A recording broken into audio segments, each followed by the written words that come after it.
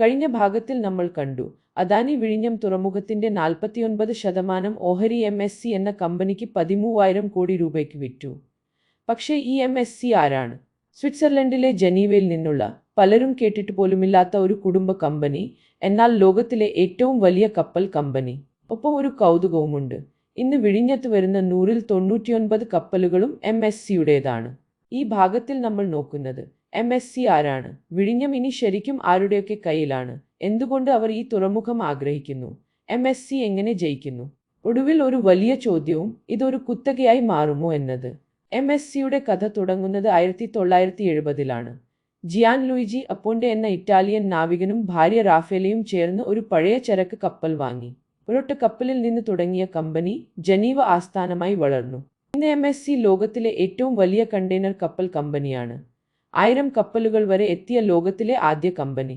ലോകത്തിലെ മൊത്തം കണ്ടെയ്നർ ശേഷിയുടെ ഏകദേശം 21% ഇവരുടെ കയ്യിലാണ്. രണ്ടാം സ്ഥാനത്തുള്ള മേഴ്സ്ക് കമ്പനിയേക്കാൾ ഏകദേശം 57% വലുത്. ഒരു കപ്പലിൽ നിന്ന് 1000 കപ്പലിലേക്ക്. ഇന്ന് ലോകത്ത് കടലിലൂടെ നീങ്ങുന്ന ഓരോ 5 കണ്ടെയ്നറിലും ഏകദേശം 1 സഞ്ചരിക്കുന്നത് ഒരു MSC കപ്പലിലാണ്. അത്രയും വലുതാണ് ഈ കമ്പനി. ഇവിടെ ഒരു പ്രധാന കാര്യമുണ്ട്. MSC ഒരു ഓഹരി വിപണിയിലും ലിസ്റ്റ് ചെയ്തിട്ടില്ല. പുറത്തുനിന്നുള്ള ഓഹരി ഉടമകളില്ല. അപ്പോണ്ടെ കുടുംബത്തിന്റെ പൂർണ്ണ ഉടമസ്ഥതയിലുള്ള ഒരു സ്വകാര്യ കമ്പനിയാണിത്. 2026 ഏപ്രിലിൽ സ്ഥാപകൻ ജിയാൻ ലൂയിജി ഉടമസ്ഥത മക്കളായ ഡീഗോയ്ക്കും അലക്സയ്ക്കും കൈമാറി. അദ്ദേഹം ഇപ്പോഴും എക്സിക്യൂട്ടീവ് ചെയർമാനായി തുടരുന്നു. ഈ സ്വകാര്യ ഉടമസ്ഥത ഒരു വലിയ കാര്യമാണ്. ഓഹരി വിപണിയുടെ ഓരോ 3 മാസത്തെയും സമ്മർദ്ദമില്ലാത്തതിനാൽ MSCക്ക് പതിറ്റാണ്ടുകൾ മുന്നിൽ കണ്ട് തീരുമാനങ്ങൾ എടുക്കാം. 40 വർഷത്തെ ഒരു തുറമുഖ പദ്ധതിക്ക് ഇത്തരം ക്ഷമയുള്ള മൂലധനം അനുയോജ്യമാണ്. MSCയുടെ തന്ത്രവും മാറി. കപ്പൽ കമ്പനികൾ പലപ്പോഴും ഒരു വലിയ പാതയിൽ കപ്പലുകൾ പങ്കിടാറുണ്ട്, ഓരോരുത്തർക്കും കൂടുതൽ സർവീസുകൾ നൽകാൻ.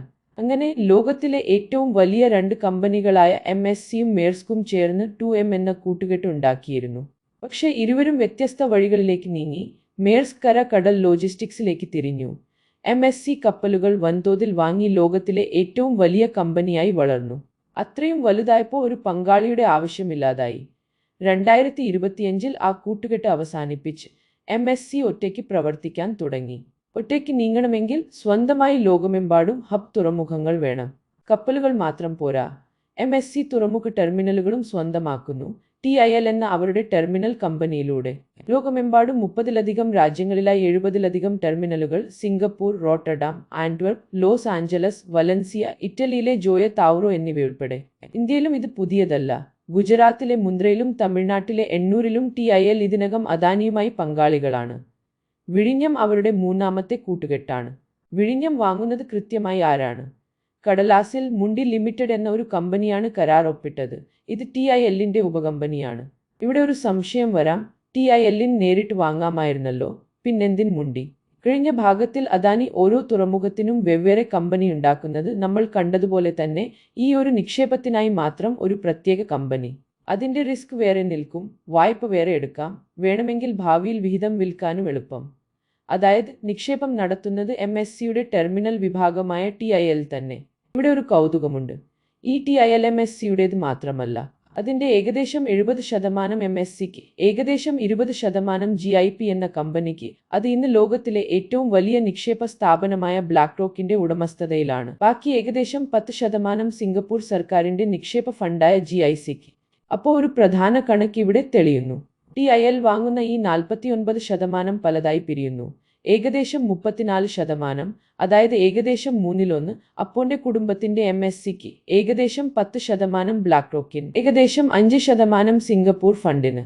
അതായത് ഇന്ത്യയുടെ പ്രധാന ട്രാൻസ്ഷിപ്മെന്റ് തുറമുഖത്തിന്റെ ഏകദേശം 1/3 സാമ്പത്തിക വിഹിതം ഒരു വിദേശ കുടുംബത്തിലേക്ക് എത്തുന്നു. പക്ഷേ ഇവിടെ ഒരു കാര്യം വ്യക്തമാക്കണം. ഇത് ലാഭത്തിലെ വിഹിതമാണ്, തുറമുഖത്തിന്റെ നിയന്ത്രണമല്ല. 51% ഓഹരിയും ബോർഡ് നിയന്ത്രണവും ഇപ്പോഴും അദാനിയുടെ കയ്യിൽ. തുറമുഖം നടത്തുന്നതും അദാനി തന്നെ. അതായത് ഉടമസ്ഥതയിൽ വലിയ വിദേശ പങ്കാളിത്തം, പക്ഷേ നിയന്ത്രണം ഇപ്പോഴും ഒരു ഇന്ത്യൻ കമ്പനിക്ക്. TIL ഇനിയും വളരുകയാണ്. ബ്ലാക്ക്റോക്കുമായി ചേർന്ന് ഹച്ചിസൺ എന്ന കമ്പനിയുടെ ലോകമെമ്പാടുമുള്ള 40ഓളം തുറമുഖങ്ങൾ ഇവർ വാങ്ങാൻ ശ്രമിക്കുന്നു. ഇത് പൂർത്തിയായാൽ ലോകത്തിലെ ഏറ്റവും വലിയ ടെർമിനൽ കമ്പനിയായി TIL മാറും. അതായത് കപ്പലുകളും തുറമുഖങ്ങളും ചേർന്ന ഒരു സാമ്രാജ്യമാണ് MSC പണിയുന്നത്. അപ്പോൾ എന്തുകൊണ്ട് വിഴിഞ്ഞം? ഒന്നാമത്തെ കാരണം സ്ഥാനമാണ്. ലോകത്തിലെ ഏറ്റവും തിരക്കേറിയ കിഴക്ക് പടിഞ്ഞാറ് കപ്പൽ പാതയിൽ നിന്ന് വെറും 10 നോട്ടിക്കൽ മൈൽ 24 മീറ്റർ പ്രകൃതിദത്ത ആഴം. ഇന്ത്യയിലെ ഏക ആഴക്കടൽ ട്രാൻസ്ഷിപ്മെന്റ് തുറമുഖം, ഒരു അപൂർവ സമ്പത്ത്. രണ്ടാമത്തെ കാരണം ഇന്ത്യയുടെ ചരക്കാണ്. ഇന്ത്യയുടെ വൻതോതിലുള്ള ട്രാൻസ്ഷിപ്മെന്റ് ചരക്ക് ഇന്ന് കൈകാര്യം ചെയ്യുന്നത് കൊളംബോ, ദുബായ്, സിംഗപ്പൂർ പോലുള്ള വിദേശ തുറമുഖങ്ങളാണ്. ആ വലിയ ചരക്ക് വിഴിഞ്ഞത്ത് പിടിച്ചെടുക്കാനാണ് MSCയുടെ ലക്ഷ്യം. മൂന്നാമത്തെ കാരണം, ഇത് MSCയുടെ സ്വന്തം ശൃംഖലയ്ക്കുള്ള ഒരു ഹബ്ബാണ്. കൂടുതൽ MSC ചരക്ക്, ബംഗ്ലാദേശിന്റെ ചരക്ക്, കിഴക്കൻ ആഫ്രിക്കയിലേക്കുള്ള പാതകൾ എല്ലാം വിഴിഞ്ഞം വഴി കൊണ്ടുവരാം. ഇന്ത്യൻ മഹാസമുദ്രത്തിൽ MSCക്ക് പങ്കാളിത്തമുള്ള ഒരു ഹബ്. അപ്പോൾ MSC എങ്ങനെ ജയിക്കുന്നു? ഒന്ന്, MSCയുടെ കപ്പലുകൾ MSCക്ക് പങ്കാളിത്തമുള്ള ടെർമിനലിൽ അടുക്കുമ്പോൾ ചരക്ക് കൈകാര്യം ചെയ്യുന്നതിന്റെ പണം കമ്പനിക്കുള്ളിൽ തന്നെ നിൽക്കുന്നു. ഒപ്പം ഉറപ്പായ ബെർത്ത്, കാത്തുനിൽപ്പില്ല, തിരക്കില്ല. 2, കൊളംബോയിൽ നിന്ന് വിഴിഞ്ഞത്തേക്ക്. MSC ഇപ്പോൾ തന്നെ ചില കപ്പലുകൾ കൊളംബോയിൽ നിന്ന് വിഴിഞ്ഞത്തേക്ക് മാറ്റിത്തുടങ്ങി. ഈ മാറ്റം ഇനിയും വളരാം, എന്നാൽ കൊളംബോ ഇത് പൂർണ്ണമായി അംഗീകരിക്കുന്നില്ല എന്നതും ഓർക്കണം. 3, ഇന്ത്യയുടെ വൻവിപണിക്ക് തൊട്ടടുത്ത ഒരു കവാടം. 40 വർഷത്തേക്ക് ക്ഷമയുള്ള സ്വകാര്യ, ആഗോള മൂലധനത്തിന്റെ പിൻബലത്തോടെ. കുറഞ്ഞ റിസ്ക്, ദീർഘകാല നേട്ടം. അതായത് ഇത് ഇരുകൂട്ടർക്കും നേട്ടമുള്ള ഒരു പങ്കാളിത്തമാണ്. അദാനിക്ക് വലിയ മൂലധനവും ഉറപ്പായ ചരക്കും, MSCക്ക് സ്വന്തമായി ഒരു ഹബ്. ഇതൊരു വിൽപ്പനയല്ല, ഒരു പങ്കാളിത്തമാണ്. പക്ഷെ ഇവിടെ ഒരു വലിയ ചോദ്യം ഉയരുന്നു. ഒരു വശത്ത് ഈ തുറമുഖത്തിന്റെ ഏകദേശം 1/3 സാമ്പത്തിക വിഹിതത്തിന്റെ ഉടമ MSC. മറുവശത്ത് ഇന്ന് ഇവിടെ വരുന്ന കപ്പലുകളിൽ ഏകദേശം 99% MSCയുടേത് തന്നെ.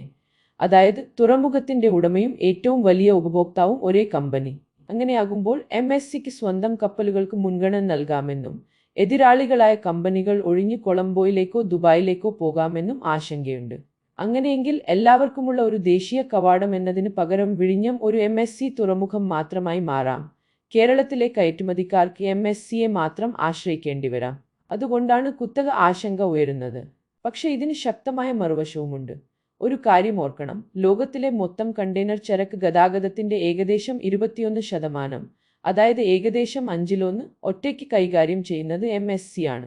ഒരു തുറമുഖത്തിന് കിട്ടാവുന്ന ഏറ്റവും വലിയ ചരക്ക് സ്രോതസ് ഇതാണ്. ഒരു വലിയ ഉപഭോക്താവിന്റെ ചരക്കില്ലാതെ ഒരു ട്രാൻസ്ഷിപ്മെന്റ് തുറമുഖം ശൂന്യമായി കിടക്കും. MSCയുടെ കപ്പലുകളാണ് വിഴിഞ്ഞം ഇത്ര വേഗം വളരാൻ കാരണം. ഒപ്പം ഏത് കപ്പൽ ഏത് ബെർത്തിൽ അടുക്കണം, എത്ര നിരക്ക് ഈടാക്കണമെന്ന് തീരുമാനിക്കുന്നത് ഇപ്പോഴും 51% നിയന്ത്രണവുമുള്ള അദാനിയാണ്, MSC അല്ല. തുറമുഖത്തിന്റെ ശേഷി 2028ഓടെ 5 ഇരട്ടിയാകുമ്പോൾ മറ്റ് കമ്പനികൾക്കും സ്ഥലം തുറന്നുകിട്ടും. അതുകൊണ്ട് ഇത് ഒരു ആശങ്കയോ ഒരു അനുഗ്രഹമോ എന്നത് എളുപ്പത്തിൽ പറയാനാവില്ല. കേരള സർക്കാർ പറയുന്നത് ഈ ഇടപാടിനെക്കുറിച്ച് തങ്ങളെ അറിയിച്ചിരുന്നില്ല എന്നാണ്. പൊതുതാൽപര്യവും കുത്തക സാധ്യതയും പരിശോധിച്ച ശേഷമേ അനുമതി നൽകൂ. അതായത് ഇടപാട് ഇനിയും അന്തിമമായിട്ടില്ല. ഈ കുത്തക ചോദ്യത്തിന്റെ ഉത്തരവും കേരളത്തിന് ഇത് തടയാനോ മാറ്റാനോ കഴിയുമോ എന്നതും 5-ാം ഭാഗത്തിൽ. ചുരുക്കത്തിൽ MSC ലോകത്തിലെ ഏറ്റവും വലിയ കപ്പൽ കമ്പനിയാണ്. സ്വകാര്യ ഉടമസ്ഥാവകാശമുള്ളത്, ക്ഷമയുള്ളത്, ഒറ്റയ്ക്ക് നീങ്ങുന്നത്, ഒരു ടെർമിനൽ സാമ്രാജ്യം പണിയുന്നത്. ആ പദ്ധതിയിലെ ഒരു പ്രധാന കണ്ണിയാണ് വിഴിഞ്ഞം. അടുത്ത ഭാഗത്തിൽ കേരളത്തിന്റെ യഥാർത്ഥ കണക്ക്, എന്ത് നേട്ടം, എന്ത് നഷ്ടം, എന്ത് റിസ്ക്. കേരള ഡീകോഡഡ് സബ്സ്ക്രൈബ് ചെയ്യൂ.